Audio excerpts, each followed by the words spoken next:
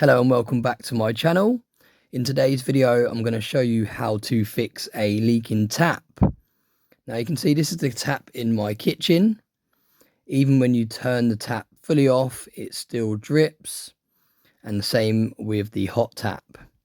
Now with it being a mixer tap, it's very hard to tell whether it's the hot tap or the cold tap that actually needs replacing, so I suggest that you replace both at the same time.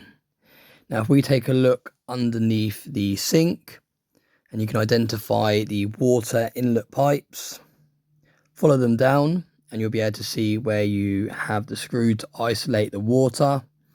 Same again with the cold tap, and that is where you isolate it. Now to isolate it you need a flathead screwdriver, and all you're going to do is you're going to use the flathead screwdriver and you're going to turn 90 degrees anti-clockwise. Not all the way around, you literally just need to isolate these, and what that's doing is it's stopping the water supply going up into the taps, and it means that you don't have to turn off the whole water supply for your whole house. Next you want to check that the water supply is definitely not going through the taps by turning both taps on just to double check.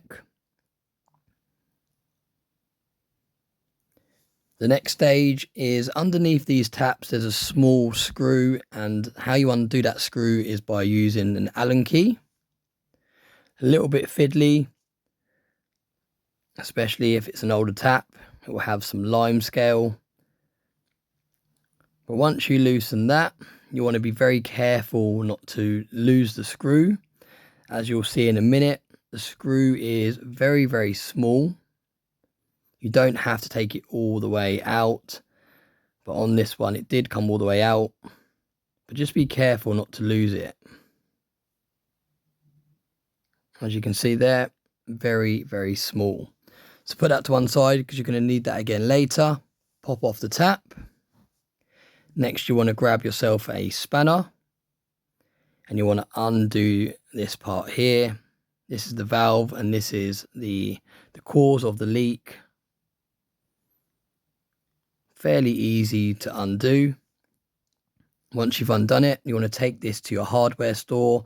You want to do all of these processes first before you buy a new valve, just so you can actually take it to the hardware store and let them know what one you need. Here you can see we have the new one. You pop that back in, hand tighten it first, and then use the spanner to finish tightening it. Now you don't want to tighten this too hard, you don't want to damage the thread. So just tighten it until you feel it bite and then do a tiny little bit more. Next you add the tap back on and then you screw back in that tiny screw using the Allen key. Now this is fairly straightforward to do. I'm not particularly experienced at DIY and I managed to do this for the hot and the cold tap. Let me know in the comment section how you get on.